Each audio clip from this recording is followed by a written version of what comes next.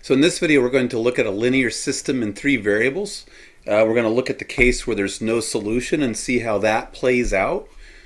So we start with our system of three equations. We have three unknowns or three variables, x sub 1, x sub 2, x sub 3. Again, we start by setting up our augmented matrix. We read in from our first equation, we read in our coefficients and our constant terms. So our coefficients are going to be 1, 1, 5, and 3. 1, 1, 5, and 3. For the second equation, we see that we have really 0 x sub 1's. So our coefficients are going to be 0, 1, 3, negative 1. 0, 1, 3, negative 1.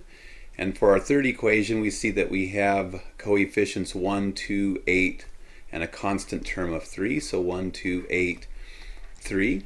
And now we do the same thing that we've been doing in previous videos. We want to put this into reduced row echelon form so we can interpret the result. We need a leading 1 in the first row. So either of these two rows, row 1 or row 3, could be used to satisfy that condition. Because row 1 already has the leading 1, let's just use that. That means we need to get everything zeroed out underneath it. This one's already zeroed, so there's nothing that needs to be done to row 2. It looks like we need to do negative 1 times row 1 plus row 3 to get a 0 in this position. So let's write down what we're going to do. We're going to do the opposite of row 1 and add it to row 3, replacing row 3 with the result. So this first go around we're doing nothing to row 1. We're doing nothing to row 2, and we're modifying row 3. So we do negative 1 times 1 plus 1 is 0. Negative 1 times 1 is negative 1 plus 2 is positive 1. We get negative 1 times 5 plus 8 is going to be positive 3.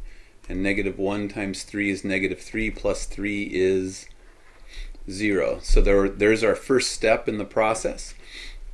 Now for the next step, we're going to go ahead and get the leading 1 in row 2, which we already have. And we are then going to zero out the terms above and below it. And if we start with the one below, we'll see that we run into an issue right away. So the first column won't change. First column won't change.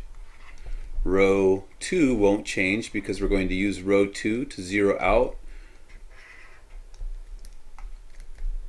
elements in rows 1 and 3. And if we're working on row 3, to get a 0 underneath this, we would need to do the opposite of row 2 plus row 3. We'd need to do opposite row 2 plus row 3. Whoops, that should be up here. Opposite of row 2 plus row 3. So opposite of row 2, I'm going to get the opposite of 1 is negative 1 plus 1 is 0. The opposite of 3 is negative 3 plus 3 is equal to 0. And we get the opposite of negative 1 is 1 plus 0 is 1. And I can actually stop here because I have a problem. At this point in time, row 3 is enough to tell me that there is no solution. So row 3 indicates no solution. And let's look at why we can figure that out by looking at row 3. Remember that this is your x sub 1 column, x sub 2 column, and x sub 3 column, and this right here is your constants column. So what's row 3 telling us? It's telling us that if we have 0 x sub 1's plus 0 x sub 2's from here plus 0 x sub 3's, that's going to add up to positive 1. Sorry, plus 0 x sub 3's from right here.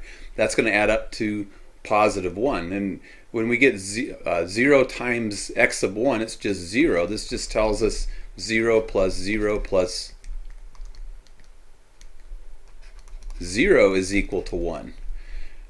which tells us 0 equals 1, which is a contradiction. This is a falsehood. because this sum does not equal 1. The sum of three zeros does not equal 1. 0 does not equal 1.